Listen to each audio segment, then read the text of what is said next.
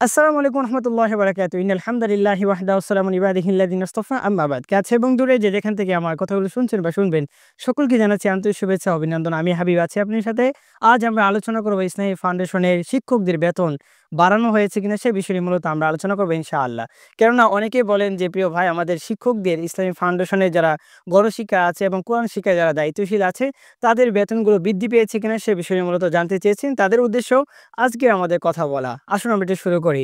আপনারা জানেন গত কয়েকদিন যাবৎ মূলত আমরা আন্দোলন করেছিলাম।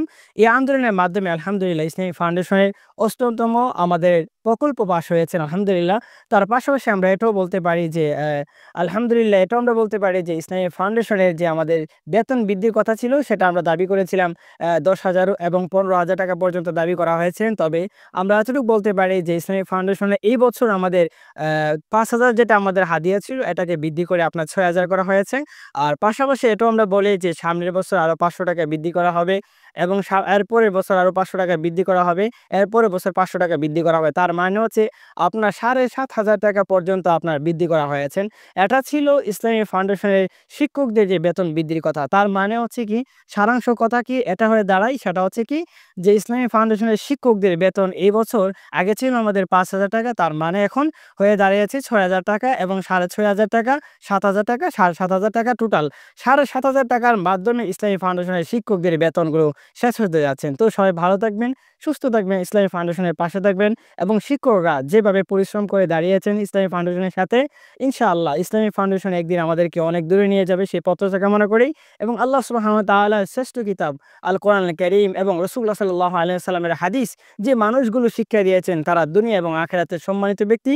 অবশ্যই ইনশাআল্লাহ আল্লাহ সুবহানাহু ওয়া তাআলা দুনিয়ার জমিনে সম্মানিত করবেন আমাদেরকে এবং আখিরাতের জীবনেও আল্লাহ সুবহানাহু ওয়া তাআলা আমাদেরকে সম্মানিত করবেন। সবাই ভালো থাকবেন, সুস্থ থাকবেন। আবারও আপনার সাথে কথা হবে। আসসালামু আলাইকুম রহমতুল্লাহি ওয়া বারাকাতুহু। আসসালামু আলাইকুম রহমতুল্লাহি ওয়া বারাকাতুহু। ইন্নাল হামদালিল্লাহি ওয়াহদাহু ওয়াসসালামু ইবাদিহিল্লাযিনা ইসতাফা আম্মা বাদ। কাছে এবং দূরে যে যেখান থেকে আমার কথাগুলো শুনছেন বা শুনবেন সকলকে জানাচ্ছি আন্তরিক শুভেচ্ছা ও অভিনন্দন। আমি হাবিব আছি আপনার সাথে। আজ আমরা আলোচনা করব ইসলামী ফাউন্ডেশনের শিক্ষকদের বেতন বাড়ানো হয়েছে কিনা সে বিষয়ে মূলত আমরা আলোচনা করব ইনশাআল্লাহ।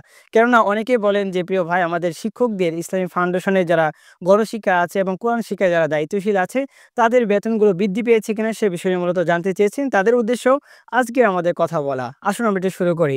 আপনারা জানেন গত কয়েকদিন যাবৎ মূলত আমরা আন্দোলন করেছিলাম।